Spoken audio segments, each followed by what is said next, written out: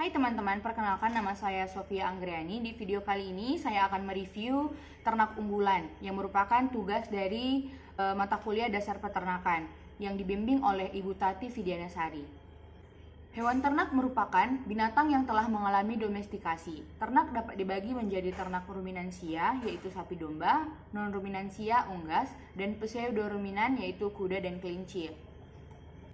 Hewan ternak yang kita bahas kali ini merupakan ruminansia dan non-ruminansia. Ruminansia merupakan hewan yang mempunyai kemampuan unik, yakni mampu mengkonversi pakan dengan nilai gizi rendah menjadi pangan berkualitas tinggi. Sedangkan non-ruminansia ialah hewan yang tergolong pada ternak monogastrik, yaitu ternak yang memiliki lambung tunggal. Sistem pencernaan ternak ini tidak sempurna dibandingkan dengan ternak ruminansia. Pada video kali ini saya akan membahas 6 hewan ternak unggulan, yaitu ayam broiler, itik peking, kerbau rawa, kambing etawa, domba dorper, dan babi FDL. Yang pertama adalah ayam broiler. Ayam ras pedaging disebut juga broiler, yang merupakan jenis dan unggulan hasil persilangan dari bangsa-bangsa ayam yang memiliki daya produktivitas tinggi, terutama dalam memproduksi daging ayam. Ayam broiler ini baru populer di Indonesia sejak tahun 1980-an, di mana pemegang kekuasaan mencanangkan penggalangan konsumsi daging ruminansia yang pada saat itu semakin sulit keberadaannya. Ada beberapa strain ayam broiler yang dimana salah satu strain ini dibudidayakan dan diternakkan di berbagai dunia. Beberapa strain ayam broiler tersebut diantaranya adalah Arbor Acres, Avian, Ako Black, Cobb, Hubbard, dan Hybro. Ayam broiler memiliki ciri-ciri sebagai berikut. Dagingnya memiliki cita rasa yang gurih, memiliki tubuh yang cenderung gemuk, memiliki tubuh yang mengkilap, memiliki kandungan lemak yang tinggi di bagian lapisan bawah. Broiler memiliki daging yang warna cerah, tekstur dagingnya kenyal. Ayam ini memiliki bulu yang lebat dan menutupi tubuhnya. Pakan dari ayam broiler ini bisa dibagi dalam 3 jenis, yaitu bentuk mash, bentuk crumble, dan bentuk pellet. Bentuk mash ini ialah dalam bentuk tepung, umumnya dipakai untuk anak ayam DOC. Bentuk crumble ini sudah bisa digunakan dari ayam umur 0 hari bahkan sampai panen. Hanya butirannya sedikit berbeda dengan pakan crumble yang dikhususkan untuk ayam usia 0, 7, 14 hari. Bentuk pellet ini memiliki ukuran lebih besar dan panjang ini digunakan untuk ayam usia 21 hari sampai panen. Jenis pakan yang terbaru pakan Medicat, yaitu berisi pakan terapi untuk penyembuh kandungan antibiotik. Sistem pencernaan ayam broiler adalah sebagai berikut, memiliki rongga mulut, lidah, kerongkongan atau esophagus, proventriculus, ampela, usus kecil, usus besar, dan kloak. Hewan kedua yang kita bahas ialah itik peking. Itik peking atau bebek peking merupakan salah satu jenis itik pedaging yang paling banyak dibudidayakan di dunia, terutama di daerah asalnya Cina. Hingga sekarang, produksinya menempati urutan teratas di antara jenis itik penghasil daging lainnya. Di Indonesia, itik ini banyak disilangkan dengan jenis itik kaki sampel, mujosari, dan jenis itik lainnya. Salah satu jenis itik hasil silangan itik peking dan itik mujosari putih adalah itik PMP. Keunggulan dari itik peking, pertumbuhannya sangat cepat. Untuk mencapai besar 2 kilo, bebek peking cukup membutuhkan waktu pemeliharaan hingga 45 hari, dan ini jauh berbeda dengan bebek biasa yaitu yang lokal.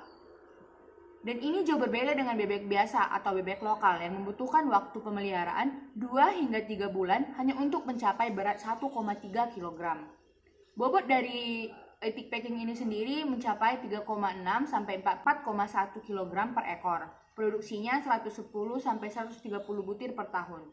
Ciri-ciri dari itik peking ini merupakan ekornya tegak lurus, posisi punggungnya agak miring ke belakang, lehernya tegak, memiliki kaki pendek. Perut itik peking sering menempel ke tanah, warna bulunya dominan putih bersih dan halus. Pakan dari itik peking sendiri ini bersumber dari vitamin dan protein, mulai dari tepung ikan, bungkil kedelai, pakan sorghum, jagung kuning, dedak, tepung roti, dan singkong. Para peternak bebek peking juga memberikan konsentrat karena berfungsi untuk meningkatkan keseimbangan gizi.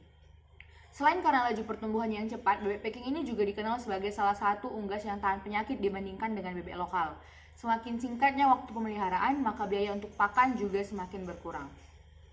Sistem pencernaan bebek peking adalah sebagai berikut, memiliki kerongkongan, tembolok, lembung, empedal, usus, dan poros usus. Selanjutnya ialah kerbau rawa. Kerbau merupakan modifikasi antara bentuk antelope dan sapi yang ada di Indonesia. Berdasarkan penelitian Mason 1969, kerbau dibagi menjadi 4 golongan, yaitu Anoa, Borneo Buffalo, kerbau banteng Delhi, dan Bos Arni. Bos Arni ini adalah kerbau yang terdapat di Asia Tenggara dan hampir identik dengan kerbau lumpur yang merupakan keturunannya. Kelebihan dari kerbau rawa ialah mampu mencerna serat kasar tinggi dan masa produktivitas yang panjang. Perbaikan sistem pemeliharaan ternak akan mengoptimalkan produktivitas kerbau. Salah satu indikator yang menentukan produktivitas ternak yaitu bobot badan yang dapat dilihat dari bentuk dan ukuran tubuh. Dan untuk variasi warna kerbau ini memiliki 4 tipe yaitu abu-abu, abu-abu kehitaman, abu-abu gelap, dan abu-abu kemerahan. Untuk pemeliharaan dari kerbau rawa ini, sistem pemeliharaannya dengan mengandangkan ternak kerbau pada malam hari dan digembalakan pada siang hari. Umumnya petani menambah rumput alam yang dipotong dan diberikan di kandang pada sore hari. Sedangkan bagi kerbau yang dikandangkan terus-menerus diberikan hijauan 2 kali lebih banyak, yaitu mencapai 40 kg per ekor per harinya. Berikut adalah sistem pencernaan dari kerbau rawa. Selanjutnya adalah domba Dorper. Ras domba Dorper merupakan hasil perkawinan silang antara domba Blackhead Persian dan domba Dorset. Domba Dorper sendiri terdiri dari domba yang berkepala hitam dan domba yang seluruh tubuhnya berwarna putih atau White Dorper. Domba Dorper merupakan ras domba jenis penghasil daging yang memiliki pertumbuhan yang cepat. Domba ini pertama kali dikembangkan di Afrika Selatan pada tahun 1930-an yang dilakukan oleh Departemen Pertanian Afrika Selatan. Ciri-ciri dari domba Dorper adalah tidak memiliki tanduk, bahkan tidak memiliki dasar tanduk. Aurikelnya rapi, kecil, dan pada domba murni, mereka juga dicat hitam seperti kepala pada domba dan domba dengan kulit putih. Yang kurang umum adalah telinganya berwarna merah muda. Keunggulan dari domba Dorper adalah mudah beradaptasi, ekonomis, penggembalaan yang mudah, produktivitas daging yang sangat baik, dan tumbuhnya dengan cepat, fertilitas atau kesuburannya tinggi, dan tahan banting juga cerdas. Dan untuk pakan dari domba ini sendiri ialah jerami, sayuran akal, sereal, dan dressing mineral. Sistem pencernaan domba Dorper adalah sebagai berikut. Selanjutnya kita membahas ialah kambing Etawa. Kambing Etawa atau Jamnapari adalah salah satu kambing terbesar di India. Telah banyak digunakan untuk meningkatkan breed asli untuk daging dan susu, dan telah dibawa ke negara-negara tetangga untuk tujuan yang sama. Hewan ini memiliki variasi yang besar dalam warna mantel, tetapi mantel khas putih dengan bercak coklat kecil di kepala dan leher, mayoritasnya seperti itu. Kambing Etawa merupakan jenis kambing yang dapat memproduksi susu dengan jumlah melebihi kebutuhan anaknya. Kambing ini disebut pula kambing bertipe dwiguna karena selain menghasilkan susu, dagingnya juga bisa dikonsumsi. Namun, tampaknya lebih pas bila kambing perah tersebut disebut sebagai kambing multiguna. Selain menghasilkan susu dan daging, juga menghasilkan anakan yang bisa dijual, kulit sebagai kerajinan, serta menghasilkan pupuk organik dan biogas. Ciri-ciri dari kambing Etawa ialah kambing ini berukuran besar. Bobot tubuh Etawa jantan bisa mencapai 100 kg, sedangkan betinanya lebih ringan 10-20 kg. Kambing ini memiliki muka cembung, tanduknya kecil, melengkung ke belakang, telinga panjang dan terkulai ke bawah. Kambing Etawa memiliki gelambir yang panjang dan berbulu lebat di bawah leher. Kambing ini berwarna putih pada bagian tubuh dan hitam atau coklat pada bagian kepala. Kaki belakang pada kambing ini memiliki bulu yang lebat.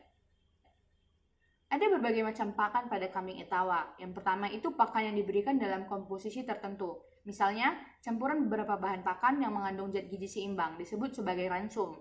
Pakan kambing bisa dikelompokkan menjadi dua, yaitu pakan hijauan dan pakan rumput. Pakan hijauan dikelompokkan menjadi dua, yaitu pakan hijauan. Pakan hijauan juga bisa dikelompokkan menjadi dua, yaitu pakan rumput, yakni rumput gajah, rumput lapangan, rumput raja, tebu dan jerami, dan dedaunan.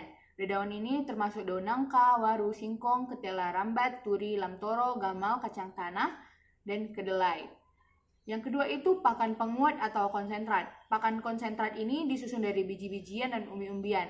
Dan hewan terakhir yang kita bahas di video kali ini ialah babi FDL. Babi adalah ternak monogastrik yang mampu mengubah bahan makanan secara efisien. Besarnya konvensi babi terhadap ransum ialah 3,5. Artinya, untuk menghasilkan berat babi 1 kg, dibutuhkan makanan sebanyak 3,5 ransum.